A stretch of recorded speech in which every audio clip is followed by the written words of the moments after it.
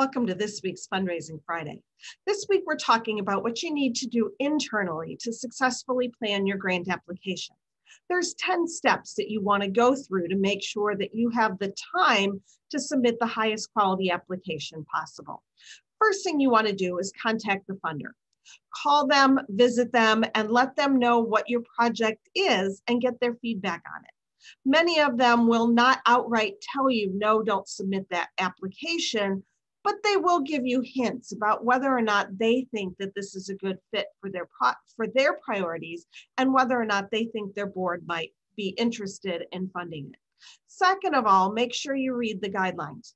You've read them once in order to determine that you think this is a good fit, and you've done that before you contact the funder, but read them again. And then read them again. Make sure there's nothing that you've missed that would disqualify you or an angle that you want to take when you're describing your project to that funder. Third, note the deadline. And it's more than just saying, well, it's due on the 30th. Is that the postmark date? Is that the submission date? Is that the receive date? And when on the 30th? With online applications, some of them are due at noon, some are due by 5 p.m., some are due by midnight. And now you have to also look at what time zone are they in. So make sure you're noting all those details about the deadline. Fourth, check the specifics about the budget. What will they and will they not fund? It might be the same project that you're thinking about submitting, but what aspect of it are you going to ask them to fund? Make sure you're matching their guidelines. Fifth, outline the application narrative. I do this for two reasons. First of all, I make sure that I'm not missing anything, missing a question or not explaining a question the way in which they're asking. Second of all, I always do this in Word because it's much easier to edit.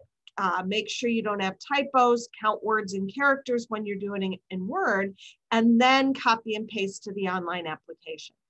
Sixth, on your outline, make sure you add a list of the attachments so you can begin collecting those right away and make sure that you have everything that they want before you start writing. Step 7, you write. If you've gotten everything done well in steps 1 through 6, then writing shouldn't be as difficult. Step 8, once you have it written, make sure you proof it and proof it again and ask someone else to proof it until you have it perfect and incredibly persuasive. Step 9 is to double check the requirements for submitting the application.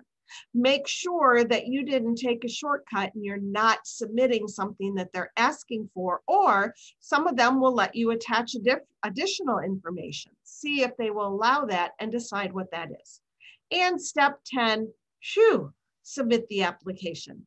Try to do so early, especially if you are submitting online. You don't want something like a power outage, the internet going down, or even just their system being overrun by applications to prevent you from meeting that deadline.